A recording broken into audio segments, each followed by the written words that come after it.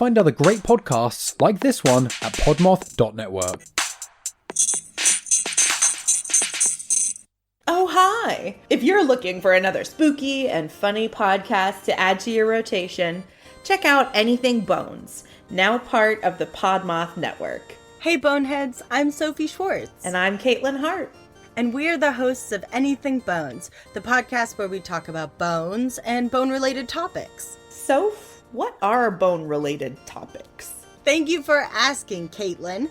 This can be anything from mausoleums to murderers, famous skeletons to cadaver dogs. Bone churches, mummies, serial killers. You'll hear about them all. And sometimes we have guests stop by and tell us their favorite bony tales. Check out Anything Bones on Apple, Spotify, Stitcher, iHeartRadio, or wherever your little heart desires. We release new episodes every Saturday. Bon voyage! Hey, Twisted listeners, I'm Cindy.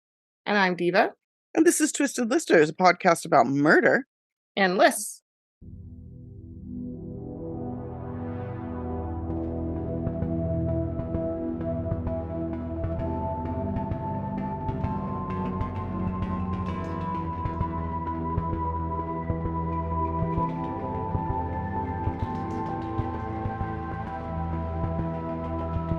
And we're brought to you by the Podmoth Podcasting Network. They're amazing. Check out all the other podcasts.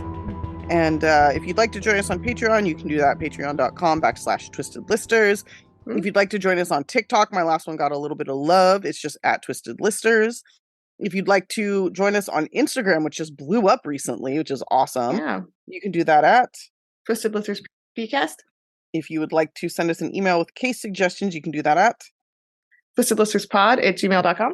And if you'd like to check out our website, which I have neglected woefully, and I apologize. It's cool. It's still cool. I just feel like I should be. You haven't checked it out yet. You still can. Yeah. So. Nothing has changed if you've already been there, but it will eventually. Yeah. And that is, where is it? TwistedListersPod.com. You can bookmark it. You can keep checking back and then shame Cindy for why she hasn't added any new exciting things. That's smart. Please do that. That's how I operate best, is via shame. Anyway, this topic this week is caught on camera, right? Yeah, kind of. It's a little bit loosey-goosey, but I watched a lot of See No Evil over the holiday break, which I love deeply, and it's all about kind of surveillance footage or CCTV that was kind of like pivotal to the case, or was like a major piece of evidence in a case. So. Yeah. Nice. Yeah, I watched a couple of those now. I watched one where like the killer was a lady, and when they arrested her, she was naked. So that's just like right off the bat, like the very first episode's coming in hot. I was enjoying it. It seemed like a good. Watch some wild footage. Yeah, that's what I was doing while I was baking cookies last month. Yeah. So. Oh, nice. Yeah. That's why they came out so good. So yeah. No. All right. Well, you chose, so I'm gonna go first, right? Mm-hmm. Yes. All right. Here we go. All right. I'm doing the case of Michelle Mockbee. Okay. This is an interesting one. I'd never heard of this case, but it's pretty interesting. This takes place in 2012 in Kansas. So early morning on May 29th, 2012, which was a Tuesday, 42-year-old Michelle Mockbee went into work just before 6 a.m. to get a start on payroll. Michelle worked as a logistics support representative for Thermo Fisher Scientific in Florence, Kansas. One of her jobs was payroll, like she was the head of payroll. And she normally came in early on Mondays to do this. But this week she came in on Tuesday because Monday was, I think, Memorial Day. Is Memorial Day in May? That's the one, right? Yeah. And Labor Day is September. Okay. Yes. I could have looked at a calendar, but I chose not to. So here we are. So, in fact, the night before, she and her husband, Dan, who had been married for many years and had 2 young daughters, had gone on a date night and had like a wonderful time. And this was something they did regularly to like keep the relationship fresh, keep, things rolling, which I think is really sweet. Really nice. Yeah.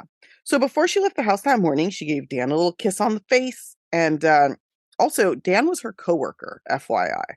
Aw. Yeah. So they actually met on the job. So she kissed him goodbye. She got to work around 5:53 a.m. So she got there like real early. Ooh. Yeah. So normally she actually got there at 7 a.m., which still feels pretty damn early to me. But even comparatively, this was early, although it would have been normal if it was a Monday, because like I said, she came in early on Monday to do the payroll. Okay. Dan had the day off, so I don't know what capacity he worked there, but he had a Tuesday off. So who knows? Maybe he did a lot of weekend work. It's hard to say. So as I mentioned, they worked together and met at work, which means they were both very long-term employees, and they were also very close and spent a lot of time together. So anyway, about an hour later, just after 7 a.m., an operations manager for the company, who was also working early, stumbled upon a large blood stain just outside of Michelle's office. He tried to open her office door, but noticed that it was locked. But there were some really deep marks in the door as if somebody was trying to pry it open. So there's like something of a attempted break-in and a large pool of blood. So pretty fucking scary. Yeah. He and a janitor by the name of David Dooley then called the police after following the blood trail about 40 feet to Michelle's body, which is lying face down on the ground. Oh my God. So she was dragged 40 feet through this office and then just left on the ground. Like, it's dragging. It's insane to think this. So they have like a not a warehouse, but something like a larger area, and then they have the offices. So she was actually found in the office, which is like so scary. Her hands were tied together. She had clearly been very badly beaten, and her head was covered not only in blood, but also with a plastic bag. Ugh, that's always gross to me somehow when that happens. Like the plastic bag. Yeah. Oh God, I hate it. It's like the worst. To think that you're like dying and then you're also suffocating, and the claustrophobia of it. It's just like, it's very horror movie. Have you seen Evil Dead, the remake? No. There's yeah, it's like my favorite. Sorry. Oh wait, favorite. You've seen it. The chick is the main character. Yeah, at the end when she's breathing into that plastic. Oh God, yeah. I forgot that was that movie because it's so different. Yeah. Anyway, it's a good one. So when police arrived, they began investigating, and Dan was the first person they focused on. He'd been home asleep, which isn't a great alibi, but like at 6 or 6:30 a.m., like what else would he have been doing on his day off? You know what I mean? Like, right. So he's like, I don't really have a great alibi, but I have like a really logical one. Like, I don't know what to tell you. So police are like, we totally understand that, but you're the husband. We need you to take a polygraph. And he readily complied and passed with flying colors. Wow. Okay. Yeah. So one detective also recalled telling him, like he was the one who had to tell him that his wife had been murdered. And he said that his reaction was like pretty tough to watch. So yeah. And he said he felt terrible for him. So it seemed really genuine that he was upset. Yeah. So this Thermo Fisher place is pretty high security because it's a biotech place. So not just anyone can come in and out of the building. You know, like a lot of office buildings, you can just walk in. This one, well, not so much anymore with mass shootings, but like it used to be you could just walk in, and a lot of them you still can, but not this building. This building, you needed like access. You had to have like a badge and a code. It sounds like it's kind of like a high security thing though, right? Too, like what's in there. Specifically, yeah. That's why I mean, like back when most office buildings were still like open to the public, this one like never was. It always required like a badge to get in. So police quickly decided that whoever killed Michelle was in the building that morning. So it could have been Dan. That's kind of why they were thinking it was him, because he also worked there. So he had this access, right? So they're like, all right, there's security footage that shows the outside of the building. They don't have security footage inside the building for some reason. I mean, I bet they do now, but they didn't at the time. Yeah. But they did have it on the outside. So they're like, all right, let's watch the footage, because it had to be somebody who worked here, because no alarms went off. There were no logs of unauthorized access, no visitors, nothing like that. So they find that there were 13 employees in the building at the time, including the 2 men who found her. They began interviewing all of them and also checking the security footage.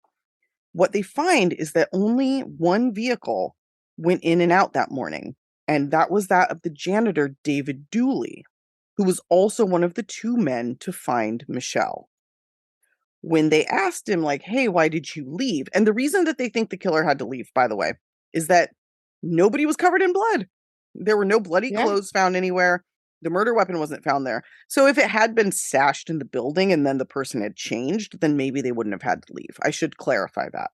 Okay. So the reason they think the person must have left is because there was no bloody evidence left behind. Everybody in the building was dressed and looked normal, right? Right. No one looked like they had been murdery that day. Yes. Nobody looked like they just committed a murder. So the cops were like, they must have left, cleaned up, and come back.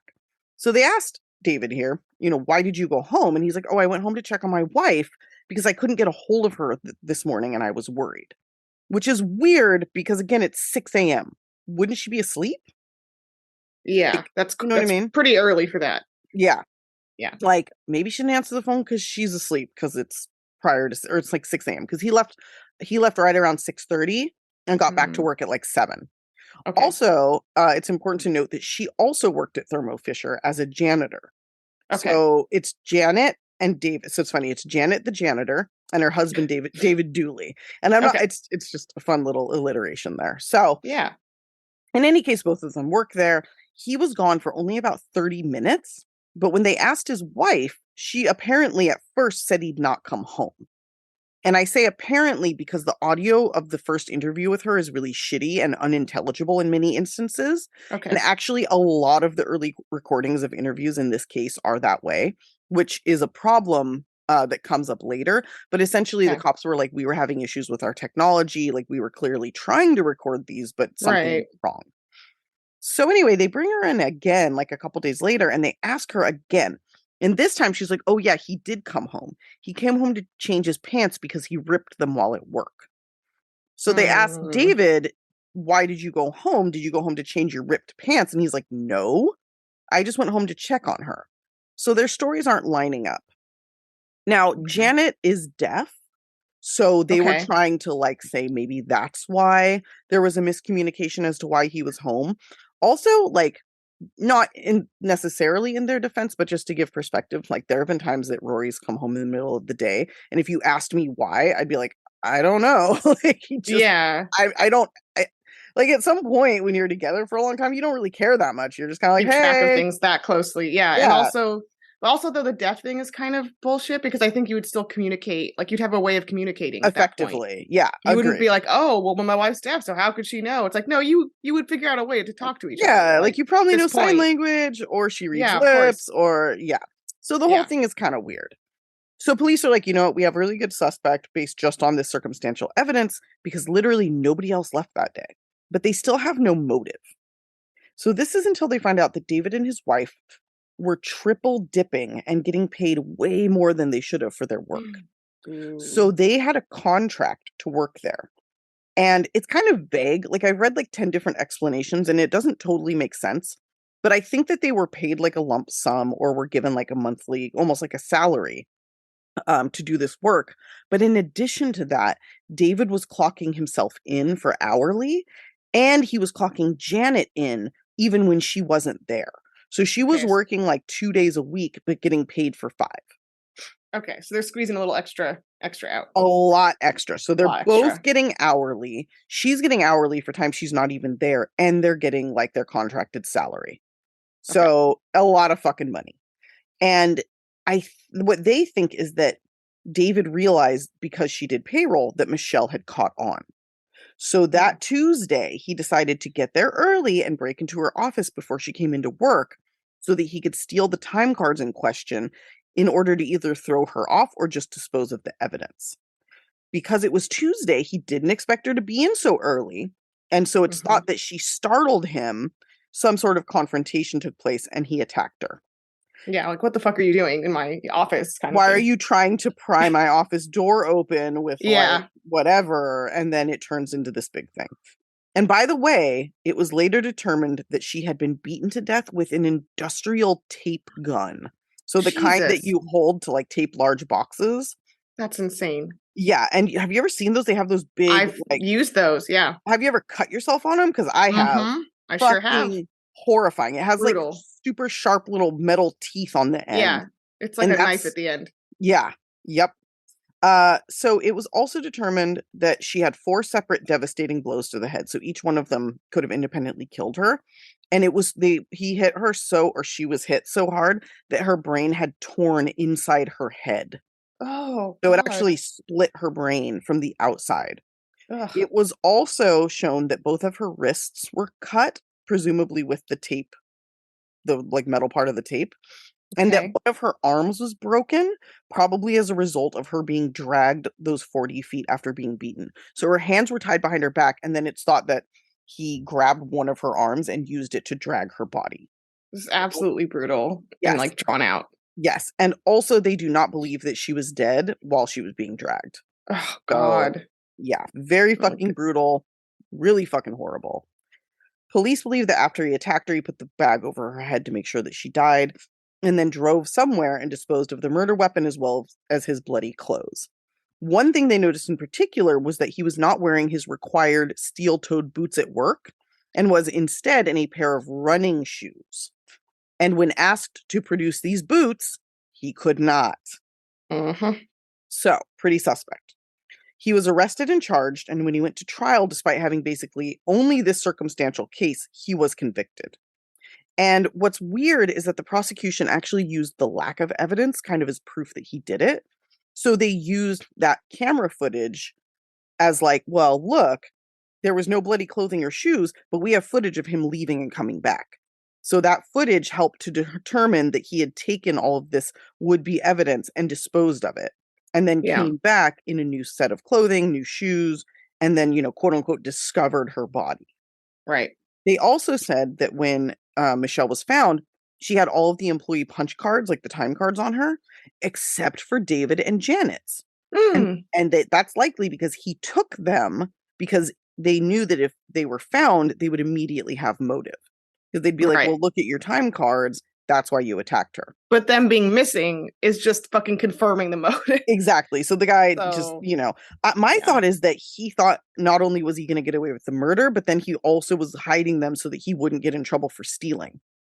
So he was kind of like thinking, I'm going to get away with this murder and I'm not going to get fired. And it's like, bro, come on. No, you're going to get both. Yeah. So this strategy on the prosecutor's part worked, and he was given, I believe, life in prison. He maintained his innocence since his conviction, and we're actually not done. So he was convicted in 2014, and in 2016, some new information came to light. And the way it came to light is pretty fucking scandalous. So apparently the lead investigator on the case and the DA were having an affair. Oh. Yes. Yikes. And even though they deny it, it is thought that the affair started during the trial. And even if it started after, they definitely met at the trial. So two people that should not be hooking up. Nope. And the DA was married at the time and actually remained so, I believe. So very wild. Okay. So during their breakup, the DA, Linda Talley Smith, sent a number of emails to the investigator. And whoever the whistleblower was, they included them when they exposed the affair. And not only that, but because of their jobs, their breakup became public, like legally, because it's like, well, this is tied to this case. Like, you guys are acting inappropriately and it may or may not have affected the outcome of this case, right? So the DA wrote an 18-page breakup letter. She never sent it, but it was brought out as kind of part of like this guy's, like the defense got a hold of it and they're like, we're using this to get a new trial. In the note, it included these gems. Quote, now that I know what a complete, I think it's fucking liar you are, I'm going to grapple with fucking ethical issues with every case in which you were involved. So basically saying their personal relationship makes her wary of him professionally, which is funny because she's the one cheating, but whatever. Yeah. I mean, you kind of also were part of this. Yeah, it's pot, meat, kettle, Right. But also in that letter, she accused him of letting her go through the Dooley trial without knowing about another video obtained by police around the time of Michelle's murder. So we have other security camera footage that's pertinent to this case. And this footage was of a man on the Thermo Fisher property the evening before the murder, seemingly attempting to access the property. Now, supposedly this information was given to Linda, but was never shared with the defense. And I think the way she wrote the email with the letter that she never sent was like, I found out about it kind of too late. We were already so far into the case by the time you told me about this that I just didn't give it over to the defense. So putting her in like a bad situation, right? So this is a fucking Brady violation, just like what happened with Adnan Syed. The defense was not like, and the prosecution tried to say, no, we did give this to the defense. And the defense is like, no, the fuck you did not. So he was given a second trial. His conviction was overturned. He was given a new trial. Yeah. And in this trial, the defense focused on the mystery man but also attempted to bring Michelle's husband, Dan, back into the fold, saying that he likely killed her to cash in on her life insurance because it was $700,000. Uh-oh. Mm-hmm. Yeah. And apparently the couple was $65,000 in debt, which, like, isn't that much really. No. But records, I mean, yeah, it's like, I'm like, that's normal. Yeah. like, yeah, me too. Like, I think more for me. Maybe right. Well, not including my house. Anyway, whatever. It's not that much as an adult, No. which is a terrifying thing to say. So records did show that Dan then took large sums of money out in the months after Michelle's death, totaling about $400,000. And this included a $10,000 payment to a friend. And when they asked Dan what the payment was for, he said he couldn't recall. You'd recall. Yeah.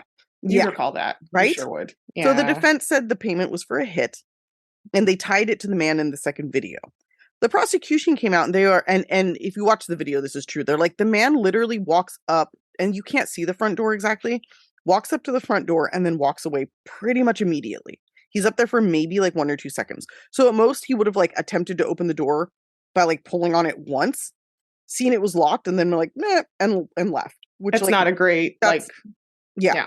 The other thing is there was a trash can right next to the front door. And so they're like, he just walked up and threw something away and walked away. Yeah. Like, this has nothing to do with anything. Cup or, Yeah. They're like, this is ridiculous. And honestly, like, the narrative that this guy is like a hitman hired by Dan is pretty far-fetched, especially since he just walked up for 5 seconds the night before. And there is no record of him anywhere else on the camera after that. Like, what did he do? He pulled on the door and like, well, where is he the morning transported? of? Exactly. Probably at home, asleep after throwing something away. Like, yeah. You know? And also, like, most of the money did go into accounts for the couple's daughters. So it's like, okay, you care about their future enough to like give them all of this life insurance money, but you also were gonna kill their mom. Like, that doesn't make sense. No, you know? No. It's weird that he said he couldn't remember where the money went, but like, who knows what it was for? You know what I mean? Like, he could be into some weird shit that's none of the police's I mean, maybe he doesn't want to business. say for some other reason, you know. Exactly. Yeah. Yeah. So anyway, the defense did everything they could to cast doubt. And honestly, with only like a circumstantial case, I do feel like they did a good job. But the jury did not agree, and again found David guilty. And this wasn't shared at the trial, but just in case anybody's feeling bad for this guy, he was also awaiting trial for kiddie porn. So like, oh, okay, yeah, no one feel bad. Yeah, no, yeah. Ugh. So he was given, I think, 43 years this time, with credit for the time served to this point, which was 7 years, as this was in 2019 that he got resentenced. So with good behavior, he could get out in about 25 years, which I think he'll be in his like late 60s or early 70s. But for now, he's in prison, and I personally think he did it. Like, yeah, there's nobody else that would have done it, you know. And like, cameras don't lie. Yeah, they don't. And honestly, you can interpret them however, but like, he and his wife didn't have their stories straight. He's not wearing the shoes that he always wore. He can't produce them. You know what I mean? Like, there's just a lot going on. He tried to say like, oh, I never owned those boots. They didn't actually make me wear them. And it's like, come on, bro. Like, get out of here. Anyway, so, I mean, there's obviously a lot more like little details and minutia, but like, I'm not going to go over it because you get the gist. Oh my gosh. Yeah. Crazy one, right? Ugh, Two cameras. Two cameras. Sets of footage. Yeah. Caught on camera, bitch. Caught on camera twice. Yeah. But only once really worked. Anyway. All right. What's yours? Right. So I can't believe I'm like barely awake. And good morning, Cindy. It's before 9 a.m. on Sunday. We're going to talk about Carly Brucia. Oh, Jesus. Okay. This will wake us up. I knew you wouldn't pick this. So fuck no. I'm picking this also because to me, it's such an iconic, like, caught on camera case. The footage is so much the center of this. I know. But it's horrific. Yes, I definitely would not pick this. So no. So here we go. So this happened in 2004 in Sarasota, Florida. Carly Brucia was a happy, normal 11-year-old girl. She had just spent the holidays with her dad in Long Island. She spends her kind of summer and Christmas breaks up there with him. And when she's not on break, she stays most of the time with her mom and stepdad in Sarasota, Florida. And there's, heartbreaking footage of her previous Christmas just before this, like, being a little kid and opening presents with her family. And like, she's just a fucking kid, you know? My niece is 11. So this is like, they're a kid, but they're also like it's like there's a leap at that age where you are much more like aware of life, and for you can sure. take on more adult thinking and adult concepts. So it's like a really Yeah. interesting time because you're still small and innocent, but there's like this Yeah, and I think moment, for you know? little girls, they want to like be a little bit teen, you know, just a tiny Mhm. bit. And like in the Yep. Christmas footage, you have her like curling her hair and like trying to look cute, you know. Yeah, starting to get That's to that point. Yeah. yeah. Yep. So here we are, February 1st, 2004. On this particular morning, she woke up at a friend's house where she had been staying over to sleep over. Okay. And the plan was for them to watch the Super Bowl game that day. But she changes her mind at some point, and around 6:15 p.m., she decides to walk home in time to watch the game with her family. Okay. And the walk is about a mile.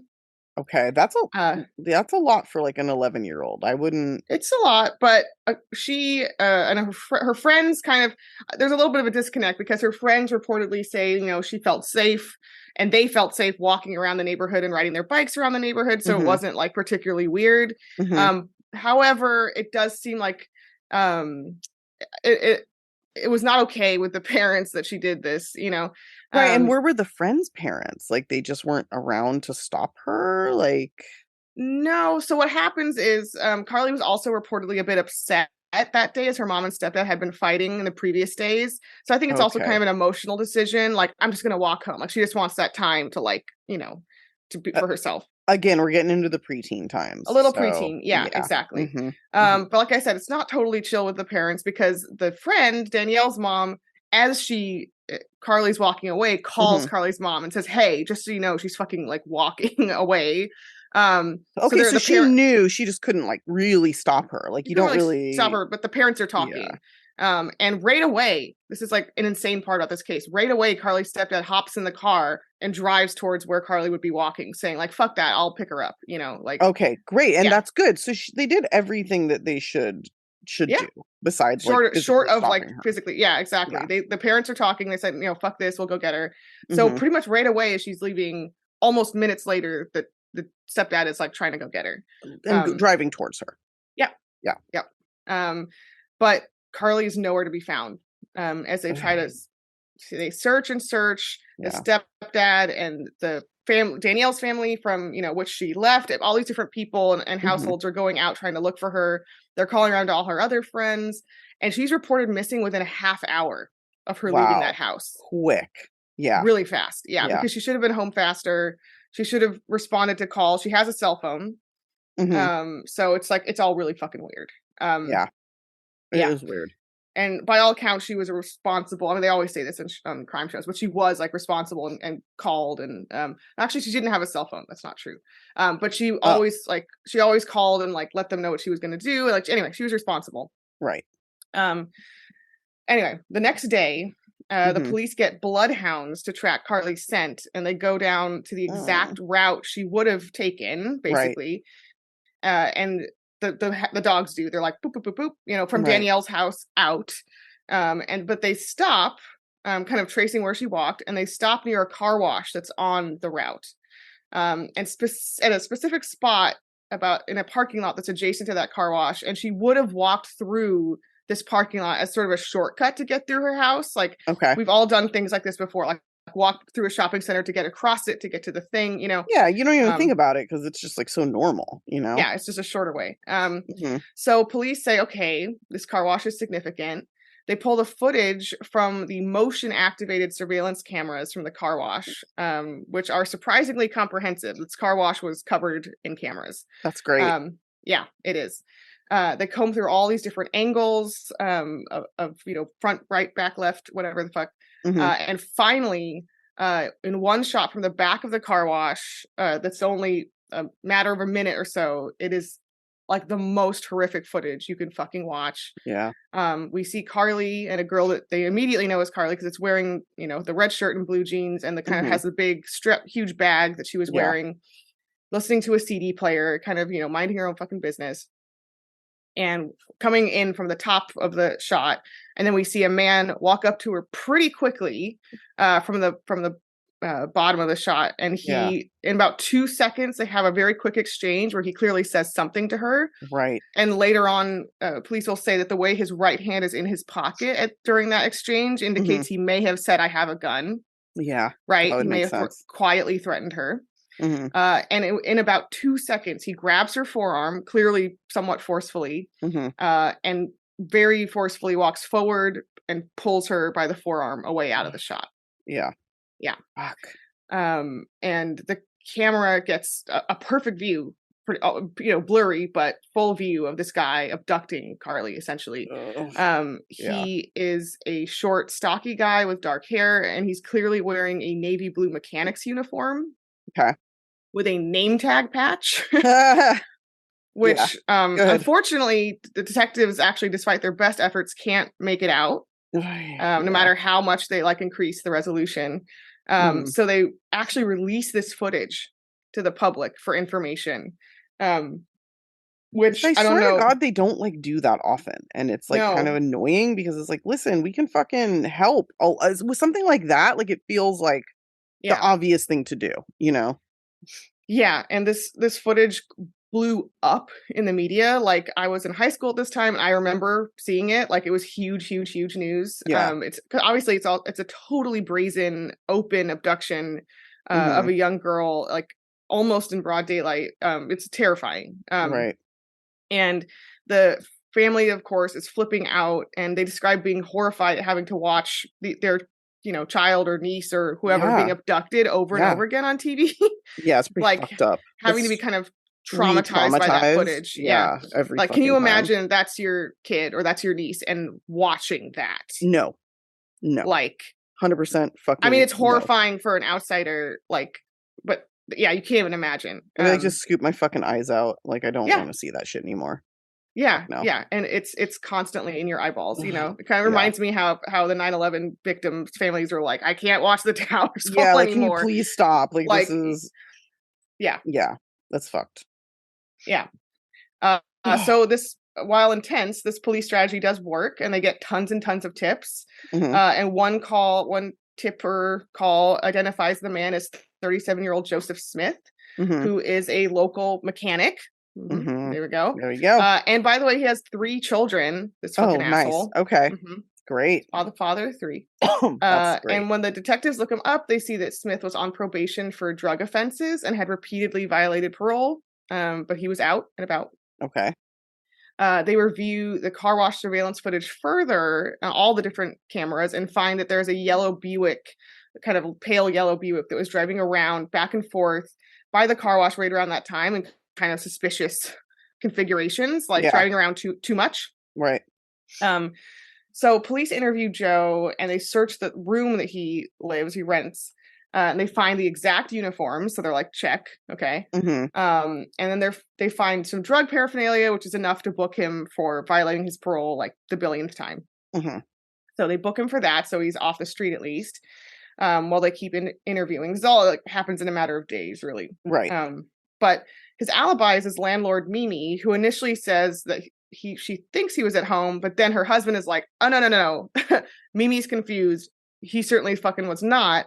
Mimi was distracted. That's not what was happening. What actually happened is that he was wearing his mechanic suit and came by that night and asked if he could borrow their car, which is a yellow Buick. Then he took it and disappeared for the whole fucking weekend. Oh, shit. Okay. Yeah. So they fucking got this motherfucker. Yeah, and what's really a disgusting detail I didn't know is that the landlord's husband said when they got the car back after the weekend, the following Monday, the car was all dirty and shifted around, and the back seat was down, and Joe was acting really weird, and the landlord's husband said he was specifically acting happy. Oh, come on. Yeah, really, really happy. And he said he was acting, quote, like he had a wonderful night. So what a piece of shit. Wow. To be pumped on that is so fucking disgusting. He's stoked. Yeah, he was just just whistling, just having a great fucking time. Ugh. Just demon person. Yeah. So all of this obviously adds up to a really solid case against Joe, whom they arrest. He lawyers up and initially isn't talking, but they quickly find, and this is again February 5th, so we're only 4 days out from Carly's disappearance. 4 days out, he does confess, but to his brother on the phone. And I'm not sure if he thought his brother wouldn't say anything. I think he knows he would, but he just prefers to do it this way or whatever. Yeah. But his brother immediately calls the cops and is like, hey, I'll tell you everything. This is fucked up. Fuck, dude. Yeah. And he, in this full confession, he also conveys the location of Carly's body. Ugh. Yeah. So it's just weird to me that he was like so stoked, and he went from being so stoked and so happy to like admitting it. Like, I wonder what his like mentality was for doing. Well, he got caught. Right, but like, it's just weird that he just, I don't know. Do you know what I'm saying though? For him to just like, he got caught, so just like openly admit it just feels kind of weird. I don't know. Like, so many people that do shit like this are just like diehard, like, nope, didn't do it. Yeah, I'm not saying that it doesn't go both ways. I'm just saying like it's interesting. I don't know why he confessed, but he did. Yeah, thank God. I mean, wild. Yeah, so he does confess, and he tells. I think they would have found her though in any case, because she wasn't that hidden. I'll say hidden. Yeah, she was in a wooded area, just very nearby, but behind a local church. Oh wow! And it was about just under 3 miles from where she had been abducted. Okay. She had been raped. Of course. And strangled with a ligature. That's fantastic. And her body had been dragged into the woods. Oh, he then threw her. Yeah. He then threw her clothing and backpack into different trash cans. And in a disgusting side note, I debated if I should include this or not, but it's kind of a side rant, so I decided to. But it's really revolting. In the confession to his brother, he actually. The words that the brother says that he uses are that he quote unquote, please note my quotes. Yeah. That quote unquote had rough sex with Carly. And I just wanted to say that because I've seen a lot of murderers do this and serial killers do this where they say they had sex when what happened was rape. Yeah. And it's they're like just trying to like, it's disgusting. It's like, no. Well, they're trying to like make it more okay. They're trying to like make it not what it fucking is. They're trying to wash their hands of something. And it's like, no, rough sex is what you have with consenting adults. That's a consenting adult activity. Right. That's not what this is. Just say rape. Just fucking, it's like, it's this weird thing where the most psychopath killers can't just say, I raped someone. They can't just say it. And also like rough sex is like the real terminology for that is like brutal rape. Like that's what it is. Right. But it's weird to me. I mean, I guess it's not weird, but it's like, these murderers and serial killers, there's so many cases like this where they can't just say that they raped someone. Right. They can't say it. Weird. It's so weird. I'm like, but that's what you fucking did. You love it. You love raping people. Just say it. Just it's just so strange. It just shows what fucking cowards they are, you know? Yeah. Like they have to like tamper it down. Yeah. Loser cowards. They're just fucking trash. It's so gross. It really is. And yeah, like really, this is a fucking child. Like, why are you trying to make this anything other than rape? Like there was you know? Right. Oh, God. Yeah. So at trial, it's presented that he had basically driven in a circle, which is what the cameras captured, to kind of briefly stalk her, basically as she walked up. Like, oh, she looks good. Okay. And he pulled her on the back of the car wash to kind of, be sneaky. And right there. Yep. And as it showed, he clearly abducted her. He's also confirmed to be the killer through fiber evidence and hair evidence. So there's no shortage of types of evidence, but this case is so much about that video. Yeah. That's sort of the hallmark. And I don't know how quickly he would have been caught without the video. Well, they would have had to go the long way around. They would have had to first find her. And then depending on how quickly they found her, whatever evidence they could find, and then using DNA, it would have been a lot longer and a lot harder. Yeah. And a lot less slam dunk. Yeah. Yeah, the video makes it a full slam dunk for sure. Yeah.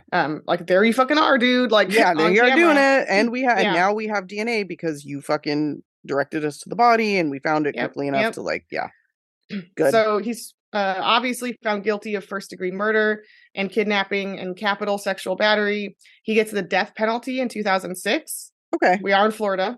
Yep. I saw that coming, and like again, I don't fucking agree with it, but like I'm not gonna shed a tear for this guy either. No. Like I only don't agree that he should get the death penalty because I don't think anybody should. But as long as they're still doing this thing I disagree with, I have to find a silver lining here and there. So we're not gonna. This is the one case we're not like. This is a type of case where we're not gonna be. I'm gonna say it's not the one case because we do say not often, the one case. Like but this is one that we're not gonna be like marching in the streets protesting for. Right. Generally speaking. I will protest. If they were like, hey, do you want to protest the death penalty in Florida, knowing this guy's on death row? I'd be like, yes, of course. Will I protest in his name specifically? Absolutely not. Right. Well, I It think won't be like free Joseph Smith. I don't think he should be put to death because I don't think anybody should. Exactly. But he's one of the people that I feel less terrible about by like a wide margin. Right. Sure. Yeah. Anyway, there we go. So, and due to some Floridian legal stuff I won't bore you with, in 2018, his sentence was commuted to life, but then it goes back to a death penalty in 2020. How is Basically, that? Okay. It's because the jury had to be unanimous. The jury wasn't unanimous. They voted for his death penalty. Then they passed a law saying they do have to be unanimous. So that's what makes it go back to life. But then the Supreme Court of Florida intervenes and is like, no, fuck this guy specifically, and puts it back to the death penalty. Okay, so then what's the point of that law if they can just like override it because they don't like somebody? Because they don't like this guy. I feel like that's going to end with him getting life eventually. It ultimately doesn't matter though, because Joseph Smith died in prison in July of 2021 at age 55. It says of unknown reasons, but COVID. Yeah, that's a good time for that. Again, silver linings. COVID is fucking terrible. Right. It did take out a lot of really gnarly criminals. Yep. Well, I mean, in this case, I hope it was a rough time for him. Yeah, so. Likewise. Yeah. Police have also come out and said that Joseph Smith likely killed other victims, so they're seeking information about that. Yep. Yeah. I mean, this is definitely not a one and done for this guy. Well, what's interesting is they have his DNA now, so it feels like if there was any DNA, they would be able to link it. And if they haven't yet, that's interesting, you know. I don't know why they haven't, but he is a suspect officially, at least in the case of Tara Riley, whose nude body, I think she was also a young girl, I didn't get her age, but really young. Her nude body was found behind a Walmart in Bradenton, Florida in 2000. So similar MO. Right. But yeah, he definitely is like a serial killer monster. Yeah, this wasn't the first time he did that. This is the first time he got caught on camera. He's an abject, like fucking stinky garbage pile. Like I can't even, there's not enough words. Yeah. Bosh hell demon. Yeah, he's the worst. So just sad on top of sad.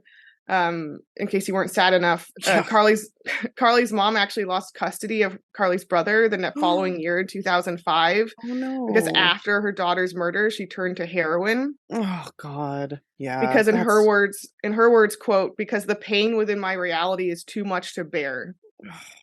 Because she couldn't cope. That actually, that's really sad. Yeah, she actually died of a heroin overdose in 2017. Yep. So the whole family was pretty much shattered in a lot of ways by this. Yeah. So fucked.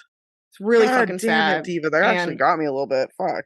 Yeah. Good morning, Cindy. She's crying. That's just so like, God. So fucked. Those people don't deserve, and like the fact that she just like knows, like, I'm doing this because I can't feel anymore. Like I can't allow myself to. Like, fuck, dude. Yeah, it's too much pain. it's horrible, and you feel bad for her brother, of course, but like you also cannot blame people who endured that much trauma for turning to drugs and alcohol. Dude, I don't understand why more don't, to be totally honest. Yeah. Like, no, you can't blame her. Yeah, when I see these parents who are like, we turned our pain into activism, I'm like, that's fucking great. How?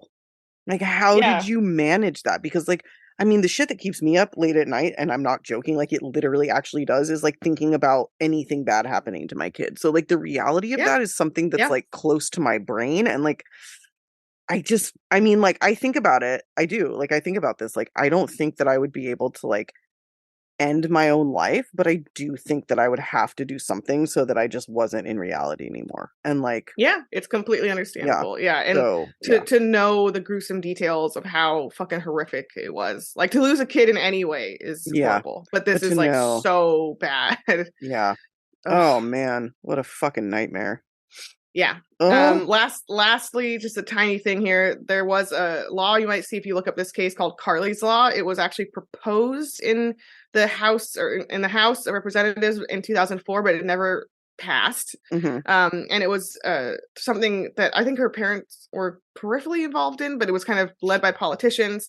And it was an amendment to an existing law intended to toughen parole rules for sex offenders. Mm-hmm. So anyway, it isn't interesting because it didn't pass, but also it wouldn't have applied to Joseph Smith because he was on parole for drug offenses, not for sex offenses. Yeah. Okay. So the dad comes out and says, like, he kind of says this is not applicable. This would not have kept Joseph Smith behind bars, but it's like a gesture towards that issue because just like her memory and he was a parole violator out. Right. So I think that's kind of a gesture towards that. Even though it was just for drug offenses. Right. But was she white presenting? She wasn't really though. No, she's white. She's Italian. Like, Italian. Brucia. Yeah, but she didn't look like Italian. No, she looks white. She looks white. Okay. Yeah. I always wonder about stuff like that, Yeah. No, of course. Yeah. You have to. Wow. God, that's a fucking terrible case. That's worse than horrible.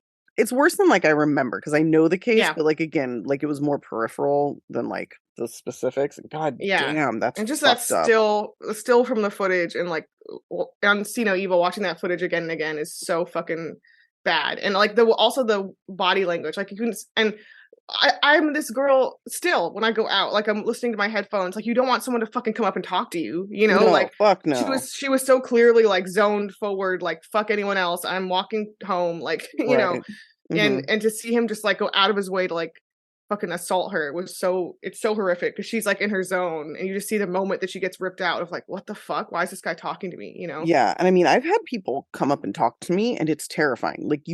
Exactly, you expect the next thing for them to do, especially if it's a man, is to attack you. Santa Barbara, I actually did have someone try to attack me when I was just walking home in my headphones. Holy shit, it was horrible. What'd you do? They didn't. I mean, they started chasing me and I just briskly walked away, and this guy, thankfully a good Samaritan across the street, rushed him and was leave her the fuck alone. Oh God, that's but it's scary because when you're in your headphones, you're in your little happy zone, you know, and you aren't always paying the best attention, but try to, people, clearly. I don't do that. I'll walk in Burbank by myself with headphones on, but nowhere else really. I won't do it. Yeah. And even there, it's gotta be broad daylight. I'll do that. But it's gotta be broad daylight in a neighborhood that I'm familiar with, and otherwise, no fucking way. And even that's scary. The one headphone in is good too because you can have a little more awareness of and it's better with AirPods and shit because it makes it harder for people to know if you have headphones in, and oftentimes that'll be the thing that people they're listening to something, they're not going to hear me come up, No, it's so Isn't scary. it great we have to think about this? No, we should not have to. It's so fucking scary, dude. Fuck, oh my man. God, dude. Ugh. All right. Anyway, all right. God damn, that was depressing. There's our first half. You're welcome. Jesus. Yeah. All right. We'll be back in a couple days with part 2. Please rate, review, share with your friends and family. We love you all. Thanks for listening. I think November people just took time off of listening because our listens are full steam ahead again. We're fucking I think it's kicking a slow ass. time. People have family, they have stuff.